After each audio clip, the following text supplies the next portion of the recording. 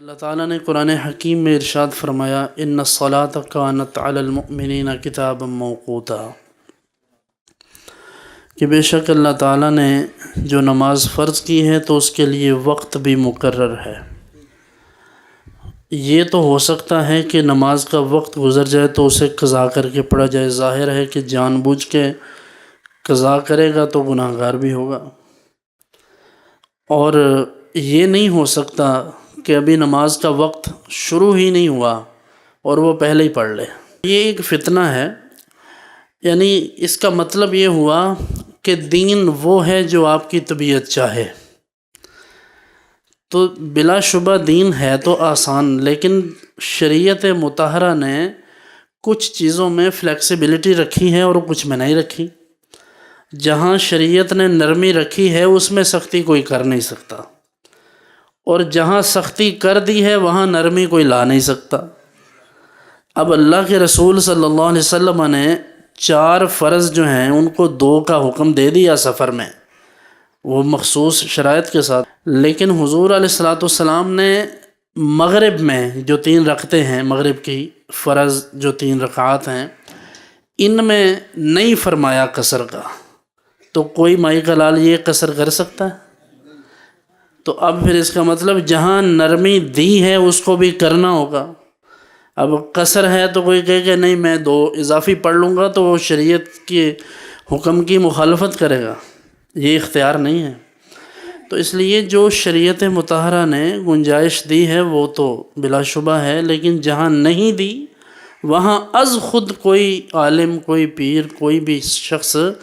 سوائے اللہ کے رسول صلی اللہ علیہ وسلم کے کوئی اور یہ کسی کو چھوٹ نہیں دے سکتا۔ تو یہ کہنا کہ آپ کا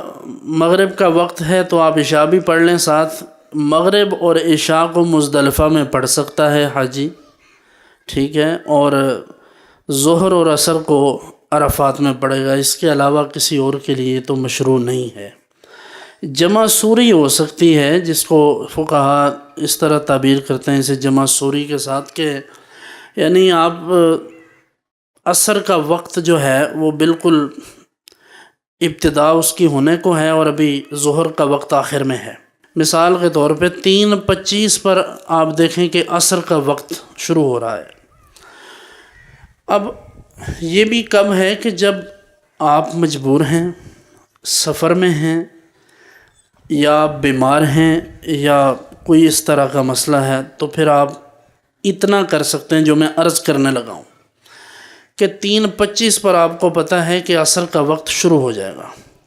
تو آپ لیٹ سے لیٹ جو کریں گے تو کوشش کریں کہ 3:15 تک، کم سے کم 10-15 منٹ پہلے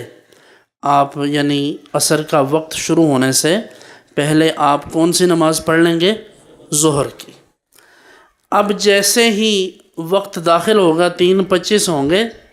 تو 3:27-28 پر، یعنی اس ابتدا میں بھی کوشش کرنی چاہیے 2-4-5-6 منٹ آگے ہو جائیں،